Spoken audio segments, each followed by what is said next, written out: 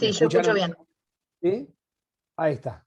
Bárbaro. Bueno, en primer lugar, comenzamos por la competencia. El taller que desarrollamos el año pasado, en el mes de diciembre, que era evacuar todos estos conceptos del documento que está subido en la web de Humedales en Red, están detallados todos estos aspectos. Entonces, en primer lugar, hicimos foco en lo que es la jurisdicción y la competencia como conceptos. La jurisdicción es la potestad de un organismo o de un ente de crear y aplicar la ley. Eso es la jurisdicción. Y la competencia es la medida de la jurisdicción. Sería la distribución del trabajo de gobernar. Entonces, por un lado, vamos a tener que la jurisdicción sobre los recursos naturales y el dominio corresponde a la provincia. Y la competencia que deriva de esa jurisdicción la tiene la autoridad del agua. Única autoridad competente para demarcar la línea de ribera. Y ahora pasamos entonces al rol del municipio. ¿Qué facultades tiene el municipio sobre el Instituto Jurídico de Línea de Ribera? El municipio, entonces, no tiene ninguna competencia para demarcar la línea de ribera. La competencia del municipio originaria y primaria nace por el tema del ordenamiento territorial y el uso del suelo. Esa es la competencia primaria y originaria del municipio. Entonces, en pos de ese ordenamiento territorial, para ordenar su territorio, el municipio está facultado para solicitar a la autoridad del agua la demarcación de la línea de ribera. Habrás leído, o si no te lo comento, Fernanda, que, o se los comento a todos, que el rol del municipio en el tema de línea de ribera es una figura híbrida, porque como estaba detallado, tenemos la demarcación de oficio, que es la que hace la propia autoridad del agua, que determina en tal curso o tal cuerpo de agua, decide demarcar, porque es una facultad propia que deriva del Código de Aguas. Todas las competencias, las facultades están asignadas por ley. La ley es el Código de Agua de la provincia de Buenos Aires, que le asigna esa competencia específica a la autoridad del agua, por ser una autoridad provincial, y sabemos que esos recursos naturales corresponden al dominio originario de las provincias. Entonces, se deriva esta facultad de la autoridad del agua. La autoridad del agua puede decide, por eso es de oficio, bueno, vamos a demarcar la línea de ribera en tal arroyo, en tal río, en tal lago, en tal laguna. Lo decide por sí ante sí. Son las facultades discrecionales de la administración. Entiende que por el bien común, el interés general, conviene ir a demarcar la línea de ribera en tal lugar. ¿Por qué lo hace así? Porque la línea de ribera no es una política de Estado, como hablábamos y anticipábamos hoy en el intercambio previo, Fernanda. La línea de ribera es un instituto que nace propio de la codificación liberal del siglo XIX, que tiene en cuenta el dominio, la propiedad privada. Y dentro de ese dominio tenemos que deslindar con los bienes del dominio público. Ese es el concepto original de línea de ribera, que ya estaba regulado, legislado en el Código de Vélez Arfiel del año 1871. No nace con una mirada, una perspectiva ambiental. Entonces, tenemos que el municipio, como ordenador de su territorio, puede acudir, entonces, ante la autoridad del agua a solicitar que en tal curso o cuerpo de agua se demarque esa línea. ¿Bien? Y la autoridad del agua tiene que obrar en consecuencia. ¿Se entiende entonces como no está asignado por ley, que es de oficio? O sea, sería el Estado, ¿no? Repartido en sus tres estamentos. Por eso decimos que es una figura híbrida. Pero ¿quién tiene esta facultad de deslindar el dominio público hídrico de otras propiedades? Decimos otras propiedades porque no solo deslinda el dominio público del privado, también puede ser público-público. Si estamos en una isla que por definición del Código Civil es del dominio público, puede delimitarse la línea de ribera también, y estamos dentro del dominio público y público. O sea, no siempre la línea de ribera se acota al deslinde del dominio público del privado. ¿Bien? Es para deslindar el dominio público hídrico. Y ahí vamos también a conceptualizar qué es el dominio público. El dominio público es un conjunto de bienes que por el interés que tiene para toda la sociedad se destinan al uso y goce de toda la comunidad. Más allá que se discute si esos bienes son del pueblo o son del Estado, los gestiona el Estado. Porque el Estado los deposita, como vimos en la charla allá en Ramallo, el pueblo no delibera ni gobierna, sino a través de sus representantes. Más allá que estamos avanzando hacia una democracia representativa, el que gestiona, el que decide, es el Estado.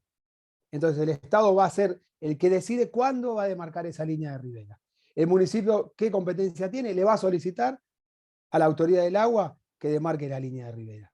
La autoridad del agua, como autoridad material y técnica competente, va a acudir con su equipo técnico, con su maquinaria y demás elementos, al lugar a demarcar la línea de ribera. Con el método, bueno, no sé si habrás leído en el trabajo, los distintos métodos y demás, y otras cuestiones legales que se tienen en cuenta, y esto es fundamental también, que se toman en cuenta el promedio de las máximas crecidas de los últimos 5 años. Hemos tenido casos, me ha pasado también en otros casos que fuera del Delta, donde los autoconvocados por ahí tomaban una crecida extraordinaria y pretendían que se demarque la línea de ribera sobre esa crecida extraordinaria porque había ocupado lo que es la zona inundable. Bueno, se toman las crecidas medias ordinarias y no las extraordinarias, como puede ser el caso de una sudestada, por ejemplo. Entonces, sobre ese promedio de los últimos 5 años es donde se va a demarcar la línea de ribera con el método que se utiliza mayormente, el de la poligonal. La poligonal es que se fijan hitos que se unen por líneas rectas y ahí se va formando la línea de ribera, que es la poligonal, que marca el accidente irregular, ¿no? de las aguas que bañan esas costas. Entonces, esa se entiende que es la forma más exacta de delimitar la línea de ribera. También hay otras metodologías, por ejemplo, de la cota. La cota es un nivel de medición. Ese nivel de altura también se tiene en cuenta en otros lugares cuando decimos la cota IGM, hoy es IGN, cota de Instituto Geográfico Nacional, Instituto Geográfico Militar, anteriormente, va a ser la que define una cota de inundación, una altura determinada de las aguas, donde también nos sirve para demarcar la línea de ribera. Pero no me quiero ir en tecnicismos. Volvemos al rol entonces del Estado, está claro. El rol del Poder Legislativo. El rol del Poder Legislativo... ¿Querés? Perdón que interrumpa, porque Darío parece hacer una pregunta, por ahí es oportuna para esta parte. Bien. Ah, estás muteado, Darío.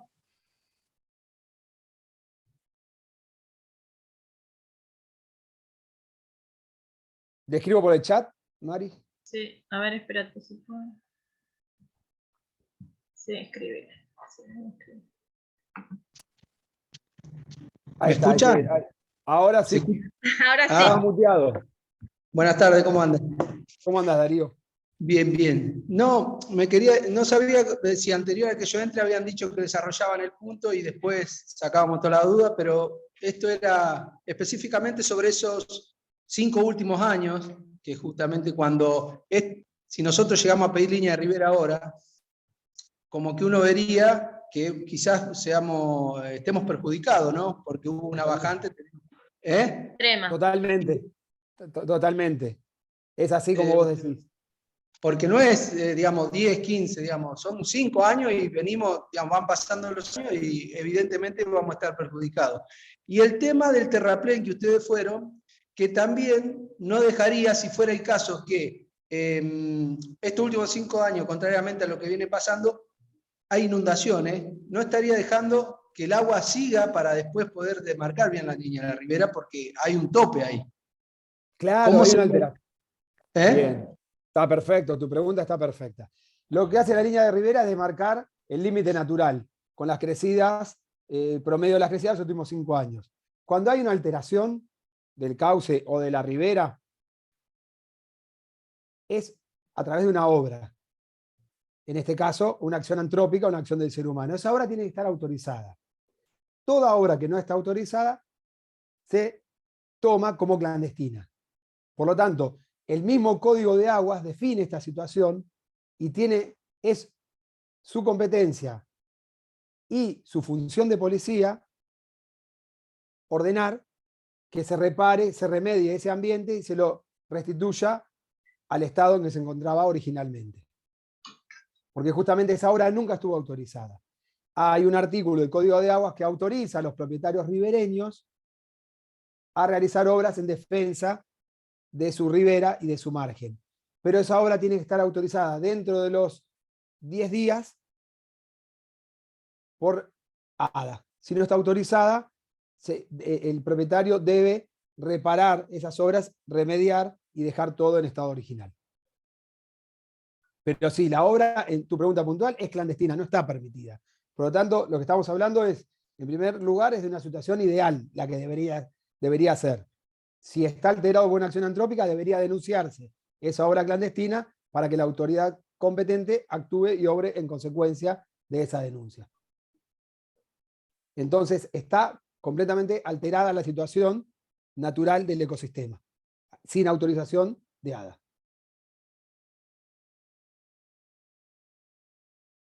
Ahí, yo entre lo que había apuntado el otro día cuando las chicas habían hablado, me pareció que habían hecho alguna denuncia de la modificación esta del arroyo al OPDS, o yo habría notado mal, porque viste, María, ayer hablábamos con Mariana a ver si había alguna denuncia de eso y vos me decías que por ahí había algo en la fiscalía, pero no estaba segura si había OPDS o alguna otra área. Me olvidé de mandarte. Ok. Me olvidé de mandarte lo que habíamos hecho. Fernanda por ahí está más al tanto. ¿No, Fer? Sí, ahora estoy buscando, porque cuando hicimos la presentación en Fiscalía nos hicieron a presentar un documento. En el documento, como las denuncias que ya habíamos hecho antes. Se escucha mal. Entonces, las estoy buscando ahora a ver bien para fijarme. Me había olvidado, perdón. No importa, si no después nos la pasás, aprovechen ahora el tiempo con Mariano y eso después lo vemos nosotros. Y más que nada fue por esta cuestión que justo surgió, que alguien del Ministerio de Ambiente estuvo por Ramallo diciendo que estaban defendiendo las barrancas y yo qué sé, entonces dije, a ver, ¿qué están defendiendo? Nada, busquemos qué información hay ya presentada a ustedes y reflotemos y agregué, creo que está buenísimo para agregar lo que falte, ¿no? No sé, Mariano, ¿qué pensás? Pregunto, sí, digo, si la denuncia en primer lugar fue formulada ante OPDS. OPDS no es autoridad competente en línea de ribera, por lo tanto no tiene injerencia, porque no es una cuestión de materia ambiental en sí misma, sino que es materia hídrica, que tiene una autoridad sectorial específica. Entonces, creo que denuncia, la de OPDS igual era por bosque nativo. Perfecto, perfecto. Y después también tenemos la configuración, si hay usurpación de aguas o del dominio público, porque en realidad la línea de ribera lo que hace es determinar hasta dónde llega el río, hasta lo que determina lo que es del río, lo que es del lago, lo que es la laguna. Tenemos el cauce permanente, que es lo que usualmente vemos en situación habitual, y el promedio. Bueno, va a determinar ese promedio hasta todo lo que le pertenece al río. Entonces, eso es la ribera. A partir de la línea de ribera empieza técnica y jurídicamente otro concepto de tierra que se denomina margen, que es ahí donde empezamos a computar de forma métrica todas las restricciones y límites al dominio. Métrica porque se computa en metros, o sea, la línea de ribera es por el promedio de las máximas crecidas ordinarias. A partir de esta línea imaginaria, de la poligonal, vamos a tomar en cuenta todas las demás restricciones y límites al dominio, que hacen también a la vez, y ahí viene la pregunta que formulaba hoy Fernanda, ¿qué es el rol de las organizaciones? ¿Cuál es el rol de las organizaciones ambientales en todo esto? No tenemos una competencia específica determinada en la ley. La ley legitima. La ley, estoy hablando del Código de Aguas. Ese Código de Aguas, entonces, a ver, ¿me voy a agrandar? ¿O me ven bien ustedes? Sí, perfecto. Bien. Ese Código de Aguas determina quiénes pueden demarcar la línea de ribera. Y está taxativamente establecido en el Código de Aguas, que es la autoridad del agua de oficio. En la figura híbrida no está determinado, pero ingresan los municipios, que es también el propio Estado, y los propietarios ribereños, es decir, saltamos del Estado de oficio a los particulares, a los derechos individuales. Pero no están contemplados en el Código de Agua la legitimación colectiva, no está contemplada la situación del colectivo social. ¿Me explico? Entonces, ¿cuál es el rol de las organizaciones sociales? Hay un avance, algo charlamos en Ramallo, del paradigma jurídico-ambiental, que es interpretar esta situación de crisis climática, crisis ambiental, y avanzamos con la construcción de derechos. Esos derechos que se ven reflejados a partir de la reforma del Código Civil y Comercial del año 2015 en distintos artículos de ese código. Y uno es importantísimo, que el código contempla los derechos individuales y los derechos de incidencia colectiva, en el artículo 14. Y en el artículo 240 contempla la armonización de esos derechos individuales con los derechos de incidencia colectiva, y los derechos individuales nunca pueden afectar los derechos ambientales, de la flora, la fauna, la biodiversidad, el paisaje, etc. Entonces, ¿cuál es el rol de las organizaciones ambientalistas? Va a ser en esta construcción, sin estar legitimados específicamente por la ley específica sectorial, que es el Código de Aguas, hay derechos ambientales reconocidos, y a través o mediante estos derechos ambientales reconocidos, tenemos una legitimación para estar en la posibilidad recién de exigir, o no de exigir, sino de peticionar en pos de la defensa de los derechos ambientales, esa demarcación de la línea de ribera. ¿Se entendió? No es algo concreto, no es algo legislado, no es algo que está receptado en la legislación, es una construcción. Nadie contempló la línea de ribera desde una perspectiva ambiental. Esto está naciendo. Es una construcción jurídica y a la vez es una construcción ciudadana, que recién se inicia. Como antecedentes, digo, para tener una mirada concreta. En Córdoba, en Altagracia, hubo un caso, una situación de un country que avanza sobre un arroyo, el arroyo de los Paredones. En ese arroyo, los autoconvocados, la comunidad, quería llegar a disfrutar la costa y el río, y no podía porque estaba cercado por ese alambrado perimetral. Directamente la ciudadanía fue y desmontó esos alambrados para acceder al río. Porque a la vez el Código de Aguas también determina que el acceso a las costas tiene que estar garantizado. Tiene que haber pórticos o accesos cada 1 kilómetro. Entonces, ¿qué pasó en este fallo? ¿Por qué lo traigo a colación? Porque el juez interpreta que hay una armonización de los derechos individuales con los derechos colectivos. Y que esa línea de ribera se fija, Córdoba tiene una legislación que la fija provisionalmente, de 12 y 15 metros, dependiendo la importancia y la magnitud del curso de agua. Que ya, sin haber determinado la línea, tienen que garantizarse 12 o 15 metros entre el cauce permanente y la tierra, ¿no? Tierra adentro. Bueno, ¿por qué lo traigo a colación? Reitero, porque armoniza, cita en los fundamentos del fallo todos estos derechos que yo les estoy comentando. Cita el artículo 41 de la Constitución Nacional, el artículo 14 del Código Civil, el 240 y la Ley General del Ambiente. Con la armonización de todos esos derechos, se considera que la comunidad está legitimada para actuar de esa manera. Entonces entendemos que estamos legitimados para peticionar por la protección de los derechos ambientales, del derecho al ambiente sano, la demarcación de la línea de ribera. Esa es la síntesis de cómo llegamos como organización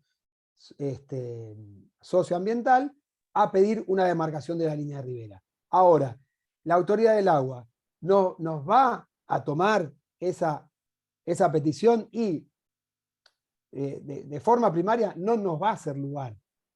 No le va a interesar ir a demarcar porque una organización se lo solicita. Es una construcción.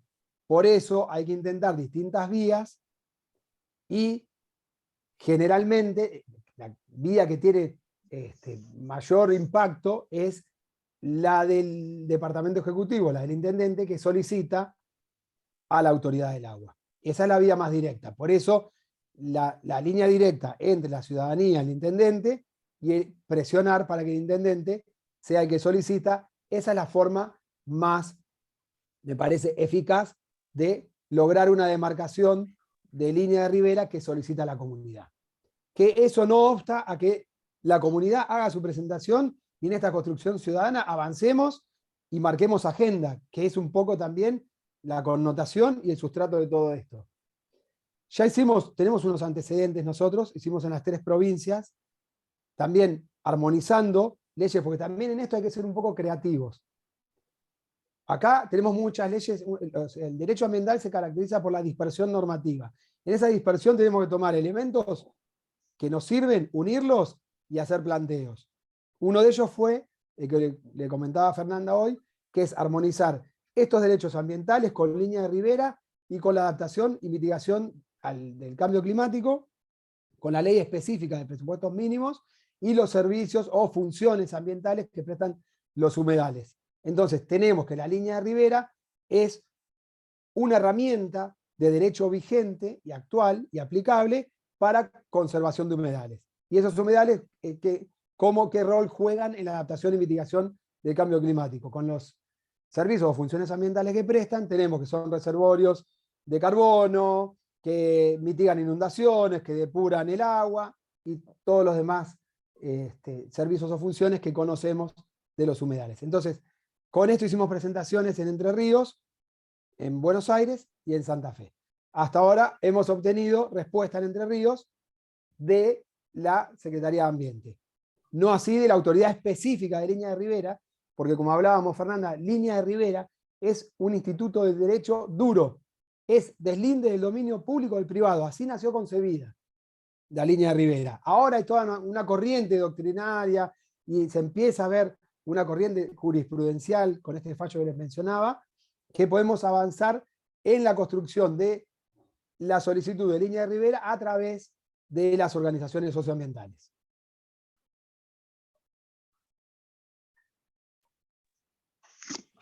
¿Puedo hacer una pregunta? Sí. Hoy, Darío decía hoy que por ahí en este momento no nos convendría demarcar la línea de ribera por la gran bajante que hubo. Pero, ¿sí? Sí. ¿Dijo eso? Bueno, y vos decías, vos decías que la autoridad del agua es el organismo competente en el caso que se haya modificado el uso del suelo. Suponiendo, ¿no?, que no nos convenga, porque igualmente lo va a pedir, el intendente dijo que iba a pedir la demarcación de la línea de ribera. En el caso de que se pida y que se haga ahora esta demarcación, así todo haya bajado el río, como que no nos convenga en ese sentido. Cuando la autoridad del agua venga a demarcarlo y ve esa irregularidad, por ejemplo, del cambio de uso del suelo o del relleno de humedales, debería actuar en consecuencia. Tal cual. Entonces, por ahí en ese sentido sí nos conviene. Claro. Digo, por ahí se interpreta que, o con la bajante histórica del río Paraná, o siempre que hay una sequía y demás, obviamente el cauce permanente se angosta. Y entendemos que perdemos derechos porque perdemos tierra del dominio público. Pero en realidad también al angostar ese cauce permanente se está ganando tierra. O sea, lo que va a hacer la autoridad del agua es decidir hasta dónde llega el río. Hasta dónde llega el río en el promedio de los últimos 5 años. Entonces, el metraje de tierra prácticamente va a ser el mismo. O sea, no vamos a ver alterada la situación. Sí que siempre hay que tener en cuenta que la demarcación de la línea de ribera es un acto declarativo, no es constitutivo de derechos. Entonces, declara un derecho que es históricamente concebido. Se entiende que ese río llega hasta tal lugar desde 1871 que nació la línea de ribera, no desde que lo fue a demarcar la autoridad del agua. Entonces, la autoridad del agua lo único que hace es declarar y poner certeza en una situación. ¿Para qué? Porque a partir de la línea de ribera se desprenden otros derechos, que es el derecho, hoy podemos decir, desde la protección del ambiente, con la protección de humedales, porque a partir de la línea de ribera nacen otros derechos y otras limitaciones a los propietarios, que a veces son beneficiosas también para el ambiente y para la comunidad. Porque el propietario ribereño, que vimos que es el legitimado por el Código de Aguas, que puede solicitar esa demarcación, a partir de la demarcación va a haber restringido el uso de la costa, porque él no va a poder hacer construcciones permanentes, porque los ríos y lagos navegables tiene que garantizar el camino de sirga, y eso también le impide hacer construcciones permanentes. Entonces vamos a ver que en todo caso ponemos un freno al actuar del particular y no que le garantizamos derechos, sino que estamos garantizando, más allá de esa bajante histórica, yo entiendo que estamos garantizando derechos de la comunidad. Está perfecto lo que dice Darío, y yo lo comparto porque tenemos un cauce permanente que ocupaba más espacio, ocupaba un valle de inundación mucho más amplio y hoy se ve reducido. Pero esa reducción no va a ver afectados los derechos de la comunidad. Porque va a ser, o sea, hasta dónde llega el río y de todo lo demás, de ese promedio, vamos a tener una tierra que va a corresponder también al dominio público. A mí se me ocurría algo, en realidad con este tema de la bajante histórica y demás, no podría, tal vez correspondería que la autoridad del agua aplicara otro criterio, como son poner los criterios geomorfológicos, si ven el suelo, las características del suelo no lo podrían determinar por eso, en lugar de por las crecidas, si es que no... Sí, o sea, en realidad, ¿te acuerdas, Mari, que lo habíamos analizado y está en el documento también, que sobre el criterio puede tomar todos los elementos posibles, desde la vegetación, el criterio geomorfológico. Lo que pasa es que también es un acto complejo el de demarcación de línea de ribera. Y cada caso, ustedes lo vivieron en el Luján, cada caso es específico. Claro, por eso digo... Hay una matriz. Sí, no tirarse para atrás, decir, no nos conviene por el tema de las crecidas, porque si se hiciera con el, ¿cómo es que dice la ley? Con el buen criterio, con la sana crítica. Con la sana crítica se tendría que aplicar lo mejor, lo que corresponda, subsanando el problema en el que estás en ese momento. O sea, de pronto nosotros tenemos hasta la posibilidad de objetarlo en cierta forma. Si se hace y dicen, no, son 15 metros nada más, puede decir cualquier cosa, ¿no? Sí. Bueno, ¿qué criterio aplicaron para que sean 15 metros, 20 metros o 50 metros o 100 metros como hizo Coroli en el Luján cuando en realidad eran 1500? Sí, o como en el caso de Naudir, que aplicaron una restricción de 35 y 15 metros, o sea, prácticamente no estamos ni respetando la ley de desagües naturales, ni el mínimo que establece. Sí. Por eso, sugiero que hay un punto específico en el documento que está detallado, digo, para no agotar el tiempo ahora Sí, nos quedan 10 minutos. Claro. Si hacer otra. Están todas las variables y las herramientas que puede tomar la autoridad del agua al momento de marcar la línea de ribera. ¿Querés dar, Fer, querés intervenir vos que tenías alguna duda? Sí, yo te quería preguntar, Mariano, porque viste que después el documento habla de las servidumbres, creo que se llama, Sí. de administrativas y eso. Perfecto. Porque en realidad entiendo en ese punto que sería la facultad del municipio, por ejemplo, o exigirle al privado que garantice esta cuestión, por ejemplo, de que haya tranqueras cada 1 kilómetro, como que no sé si estoy bien lo que estoy diciendo. Viste, competencias no solo, o sea, competencias del municipio no solo en cuanto a línea de ribera, solamente que ya, bueno, sabemos que sí, sino también en lo que puede hacer acá, como que sí, para exigirle cosas que estén dentro de la ley, por lo menos, más allá que la claro, ¿no? Después. En pos de garantizar este acceso a las costas, yo conozco, por ejemplo, una ordenanza de General Pueyrredón, en Mar del Plata, donde vos tenés una situación muy particular, que las playas del Faro, todo lo que es la Ensenada de Mogotes, hasta casi Chapadmalal, pertenecen, es el único caso en Argentina que pertenece al dominio privado, las playas, ¿no? Hasta la demarcación de línea de ribera. Bueno, en ese caso hay una ordenanza que establece esto que vos decís. El acceso a las costas, vos si vas por la ruta 11, vas a ver que cada 1 kilómetro tenés el acceso público a las costas. Entonces, tranquilamente el municipio podría garantizar, o sea, sería el desprendimiento de este derecho consagrado y garantizado en el Código de Aguas que lo haga efectivo el municipio. Me parece conducente, y viable, y me parece que estás jurídicamente en lo correcto. ¿Y eso sería como un pedido legislativo o al Ejecutivo? Digamos, ¿cómo Bueno, ahí tenés está el idea? tema. Viste como, sí, ya es eso ya son cuestiones políticas no judiciables. Viste, cuando se habla de una cuestión política, es a quién le corresponde. Por competencia le va a corresponder al Poder Legislativo Municipal, que es el Consejo Deliberante. Porque la ordenanza la va a dictar el Consejo. Ahora, siempre hablamos también de la eficacia, o sea, más allá de lo abstracto de la norma, cómo vamos a ser eficaces. Y hay que ver qué bloque tiene mayoría, qué bloque tiene minoría.